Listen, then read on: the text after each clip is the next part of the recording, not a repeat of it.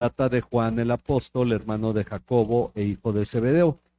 Por tanto, al mencionar a Juan, no se trata del hagiógrafo hablando de sí mismo. Más bien, por los versículos 15 al 34, que luego vamos a estar estudiando, nos damos cuenta de que se trata de otro Juan, aquel al que conocemos mejor como el Bautista, Juan el Bautista. Ok, entonces nos va a estar hablando acerca de Juan el Bautista.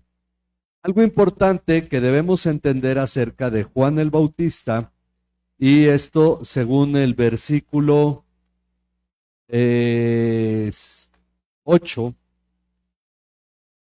algo importante acerca de Juan el Bautista, según el versículo 8, es que él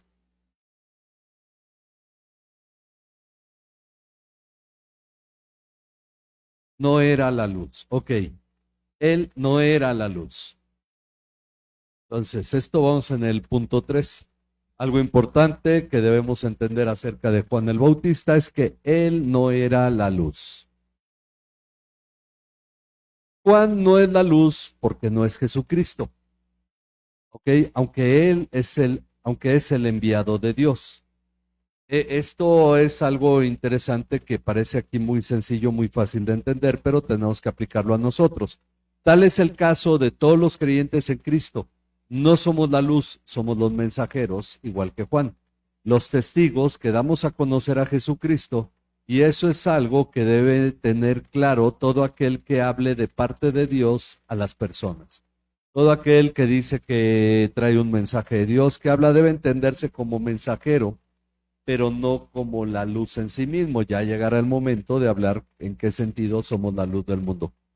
Ok, Juan no era la luz, él vino a dar testimonio de la luz. Y como ya lo mencionó el versículo anterior, él vino como testigo para dar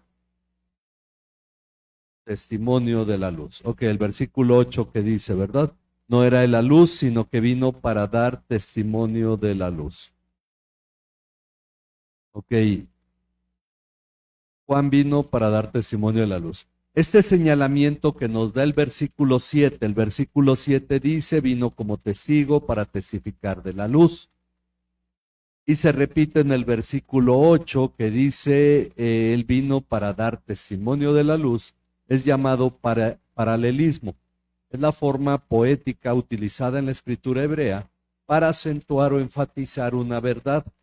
De ese modo se da énfasis al papel de Juan como testigo que da su testimonio acerca de la luz que es Jesucristo. ¿Y por qué señala esto? Porque la serie de estudios se llama el testimonio de Jesucristo, porque la palabra testimonio es la más común en el Evangelio de Juan, y entonces empieza hablando sobre el testimonio que Juan da. Todavía no nos va a dar el testimonio, lo vamos a ver unos versículos adelante. Ahora, vamos al punto 5. Una vez que ha quedado claro que Juan vino a dar testimonio de la luz, el pasaje nos habla acerca de la luz y nos dice, el, el versículo 9, existía la luz verdadera. Existía la luz verdadera que al venir al mundo, ¿qué hace? Alumbra a todo hombre. Ok, en la Reina Valera dice, esta luz verdadera que alumbra a todo hombre venía al mundo. Tiene un orden diferente. Pero hay dos cosas que destacar independientemente del orden en que se haga la traducción. Hay dos cosas que destacan en este versículo. Primero, la luz venía al mundo. Esto nos da la idea de que en algún momento no estaba en el mundo, aunque la luz es Cristo mismo, quien es Dios. Pero esto se refiere a su encarnación. Ya hablaremos un poco más sobre este tema más adelante, en unos párrafos más adelante lo vamos a ver. Ok, cuando dice venía al mundo, se refiere a que se iba a ser hombre. Segundo, el segundo punto que destaca, la luz alumbra a todo hombre. Esto puede hacernos pensar en conceptos que limitan el efecto de la luz solo a aquellos que la reciben. Sin embargo, en Juan 3, 19 al 21, vamos a ver qué dice Juan 3, 19 al 21. Y esta es la condenación, que la luz vino al mundo y los hombres amaron más las tinieblas que la luz, porque sus obras eran malas. Todo aquel que hace lo malo aborrece la luz y no viene a la luz, para que sus obras no sean reprendidas.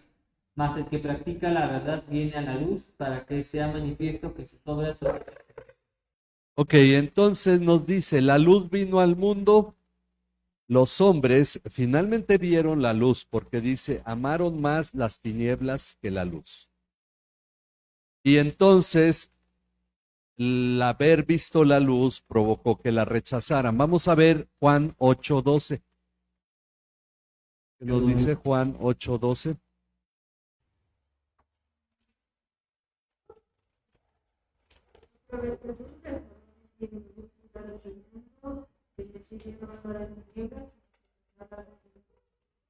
Ok, él se señala como la luz del mundo. Él no es solo la luz de los que han creído, él es la luz del mundo. Y entonces por eso dice que el que le sigue no andará en tinieblas, porque él viene y alumbra a todo hombre. Dice, vemos que Cristo ilumina a todo hombre que oye el Evangelio. ¿Cómo alumbra? Bueno, pues es para eso hay que escuchar el Evangelio. Es decir, imparte un cierto grado de comprensión en los asuntos espirituales que no necesariamente resulta en la salvación. Para que la gente vea la luz tiene que escuchar el Evangelio y eso a través de nosotros, pero la luz es Jesucristo. Y eso imparte un cierto grado de comprensión en los asuntos espirituales, pero no necesariamente se salvan. Entonces, no necesariamente resulta en la salvación a todos aquellos a cuyos oídos y mentes llega el mensaje de salvación. La mayoría, no obstante, no responde favorablemente. Muchos de los que tienen la luz prefieren las tinieblas. Algunos, sin embargo, debido completamente a la gracia soberana y salvadora de Dios, reciben la palabra con la debida actitud de mente y corazón y obtienen la vida eterna. Ok, esto es parte del comentario de William Hendrickson en su comentario al Evangelio de Juan. Pero vamos a Hebreos 6, del 4 al 6. Porque en el caso de los que fueron una vez iluminados, que probaron del don celestial y fueron hechos partícipes del Espíritu Santo, que gustaron la buena palabra de Dios y los poderes del siglo venidero, pero después cayeron. Es imposible renovarlos otra vez para arrepentimiento, puesto que de nuevo crucifican para sí mismos al Hijo de Dios y lo exponen a la ignominia pública. Ok, la vergüenza pública, ¿verdad? Hebreos entonces nos da un ejemplo sobre esta situación. Gente que escucha el mensaje pero no necesariamente ha creído y se salva. Dice, en el caso de los que fueron una vez iluminados, y esto habla de que recibieron la luz o vieron la luz. La luz fue sobre ellos. Probaron del don celestial.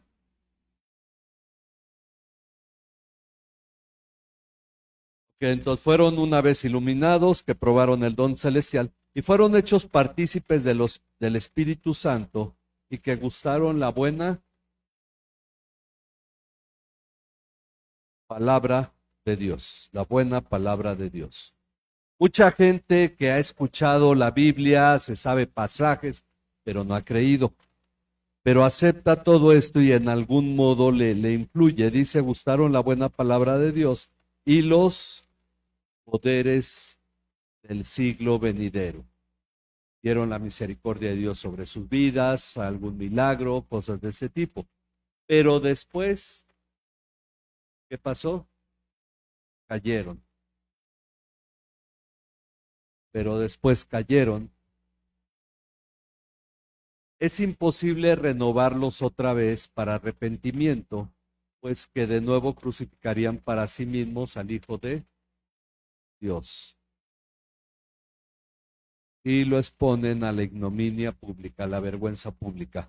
Bueno, esto habla y es un ejemplo de gente que puede llegar a tal conocimiento de la luz y puede llegar a ser alumbrado, tomar decisiones sensatas, gente que vemos venir a la iglesia, parece que han creído, están viviendo una vida diferente, ven cambios en su vida, pero después se apartan y ya nunca vuelven. Es que en verdad no todas las personas creen, no todas las personas en verdad se salvan. Muchos en realidad dicen, bueno, es que si ya viene a la iglesia, pues ya es cristiano, ya es salvo.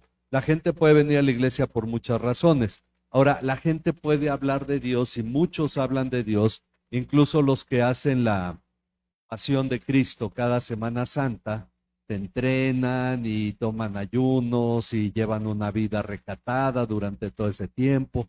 Los escogen porque pues tienen cierto nivel de seriedad en su vida y son temerosos de Dios. Pues no necesariamente han creído, porque si no, no tomarían ese lugar. Pero vemos que hay gente que puede ser en ese sentido piadosa, hasta muy moral, y tomar la Biblia en cierto modo también por eso, pero no por eso ha creído. Entonces la luz llega, alumbra, muchos la rechazan, otros permanecen un tiempo en ella hasta que ya no pueden y la rechazan, y otros creen y se convierten a Cristo. Bueno, William Hendrickson comenta acerca de este pasaje. Por consiguiente, Hebreos 6:4 enseña claramente que existe una iluminación que no conduce necesariamente a la salvación. Mucha gente va a decir que ama a Cristo y le alaba, le canta y ha cambiado cosas de su vida, pero no ha creído. Tiene alguna, ¿cómo se llama? Alguna ventaja en ser cristiano y puede ver esta luz, pero no realmente la acepta, termina rechazándola. Ahora, y ya que mencionamos, no sé si hay preguntas sobre esto. Ok, ya que mencionamos la venida de la luz, hablando de la encarnación de Cristo, ahora nos dice que Él, ahora estamos en el versículo 10. En el versículo 10, Él estaba en el mundo. Entonces, nos dice que Él estaba en el mundo. Se refiere a Jesús. Ya no está hablando de Juan. Desde el versículo 9 ha cambiado y ahora habla de Juan. Entonces, Juan fue el versículo 6 y 7 y 8. A partir del 9 ya se enfoca en la luz. Entonces, esta luz, que es Jesucristo, estaba en el mundo. De este modo entendemos su divinidad, pues como Dios es omnipresente y siempre ha estado en el mundo. Pero cuando dice que viene al mundo, dice, al tomar la naturaleza humana, su venida es un hecho histórico, el cual ocupó un lugar específico en la historia del mundo. Entonces, aquí vemos que está reflejando las dos naturalezas de Jesús. ¿Ok? Entonces, como Dios ha estado siempre en el mundo, él ha estado siempre presente. Como hombre, vino al mundo, venía al mundo, dice Juan. Ok, y como ya lo hemos visto, el mundo fue, ahí en el versículo 10, hecho, el mundo fue hecho por medio de él. Vamos a ponerle por medio de él.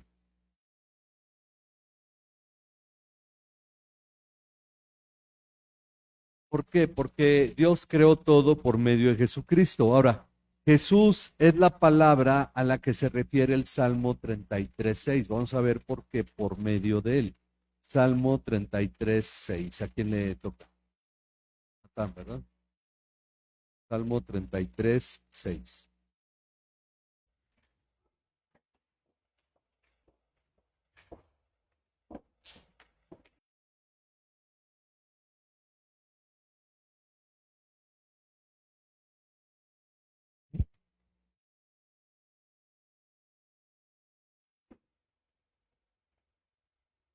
Por la palabra del Señor fueron hechos los cielos y todo su ejército por el aliento de su boca. Ok, Jesús es la palabra, dice, por la palabra del Señor, por la palabra del Señor, fueron hechos los cielos. Es decir, por medio de Jesucristo. Y todo su ejército por el aliento de su boca. Jesús fue por medio de quien Dios hizo el universo. Como ya vimos la semana pasada en Hebreos 1:3. Ok. El mundo, por la palabra del Señor fueron hechos los cielos y todo su ejército por el aliento de su boca. Ahora bien, este recordatorio, porque es lo que ha señalado desde el principio del capítulo del libro, Jesús es la palabra, dice este recordatorio, perdón, tiene la finalidad de acentuar la última parte del versículo. Dice en las primeras partes, Él estaba en el mundo, la segunda, el mundo fue hecho por medio de Él, y la última parte dice, exacto, el mundo no lo conoció. El mundo no lo conoció. Es lo mismo que haber rechazado la luz. Ahora, que venimos del mono tras un proceso de miles de millones de años, tras eras de caos, destrucción, violencia, y poco a poco llegamos al mundo en el que hoy vivimos, eso es lo aceptable para muchos.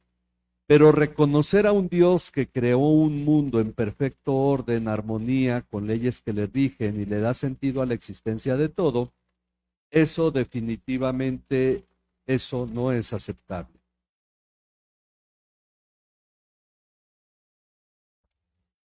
Es por esa razón que el siguiente versículo detalla a lo que se refiere al señalar el mundo no lo conoció. Ok, lo que nos dice, y estamos en el versículo 11, es que a lo suyo vino. Ok, a lo suyo vino.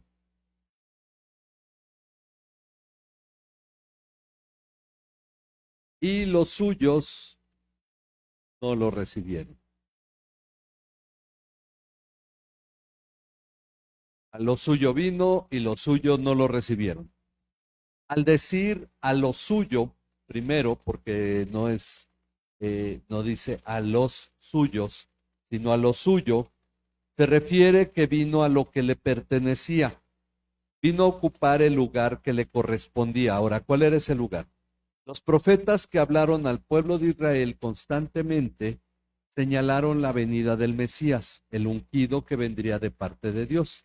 Sin embargo, cuando la luz o el verbo, es el Mesías, vino para ocupar ese lugar, aquellos a los que se les había estado señalando esta venida, los que eran su pueblo, lo rechazaron.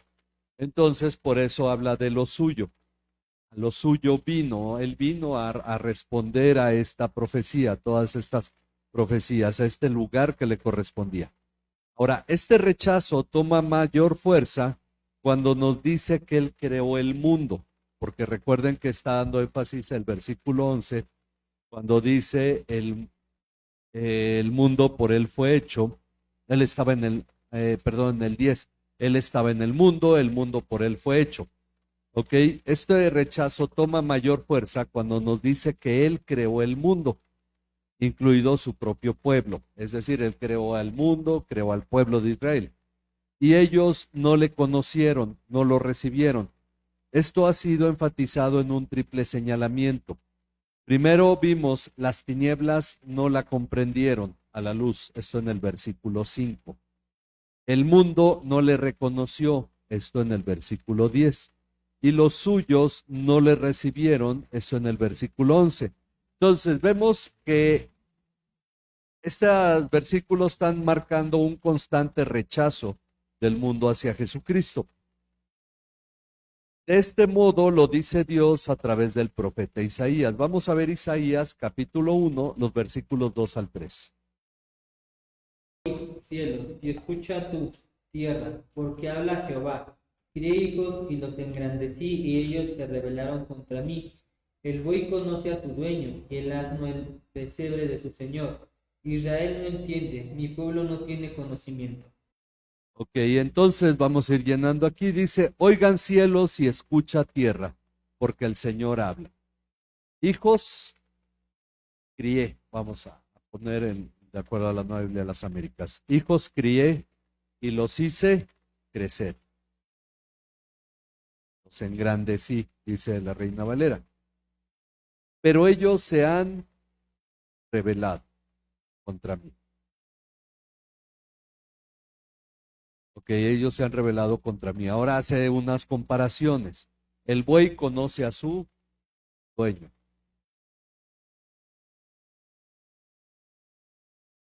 Y el asno, el pesebre de su amo.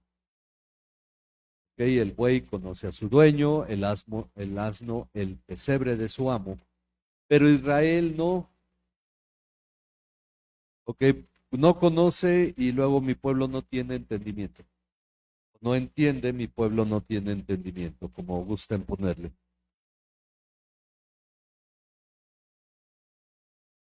Dios mismo empieza con el profeta Isaías señalando que su pueblo no lo ha recibido ya desde ese tiempo. No estaba Jesús viniendo como hombre al mundo todavía y el pueblo de Israel ya lo estaba rechazando. Y es por eso que aquel por medio de quien el mundo fue creado, es decir, Jesús, y cuya venida fue anunciada constantemente, al venir a tomar su lugar en el cumplimiento de esas profecías, fue rechazado por aquellos mismos que deberían de haberse alegrado de haber cumplido lo que tanto anhelaban, pero no fue así. Ellos debían de haberse alegrado de haber cumplido lo que tanto anhelaban. Ahora, sin embargo, hay buenas noticias, no todo queda en el rechazo, pero el énfasis ha sido el rechazo del mundo, de las personas, hacia su creador y Dios. Dice, sin embargo, hay buenas noticias y este es el evangelio que hemos creído. El versículo 12, pero a todos los que lo recibieron, a todos los que lo recibieron, les dio el derecho de llegar a ser hijos de Dios. Ahora, esto ayuda, en la Reina Valera viene junto a todos los que le recibieron y luego a los que creen en su nombre. Aquí esta versión lo separa, a todos los que lo recibieron, les dio el derecho de llegar a ser hijos de Dios, es decir, a los que creen en su nombre. Ok, aquí está, de hecho no termina el párrafo porque sigue en el versículo 13, pero hoy vamos a llegar hasta aquí. Dice, los que le recibieron se refiere a los que le aceptan como la palabra revelada de Dios, como la luz, es decir, los que aceptan este lugar que Jesús ocupa, como el Creador y el Mesías o ungido, que fue anunciado desde la antigüedad.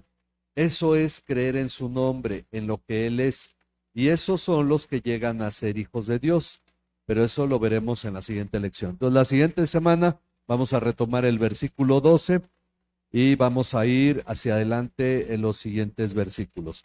¿Hay alguna pregunta? ¿Pregunta, comentario? Ok, entonces, pues le damos gracias a Dios por este estudio. La próxima semana estaremos continuando. Vamos a tomar un momento para orar. Vamos a dar gracias a nuestro Dios por este estudio. Y vamos a orar por la iglesia, que realmente haya esta comprensión en cada uno, para que no se dé este rechazo en nosotros, ¿verdad? No menospreciemos esta enseñanza y esta obra que Jesús vino a hacer. Entonces, vamos a terminar en oración. Natán, ¿nos guías en oración?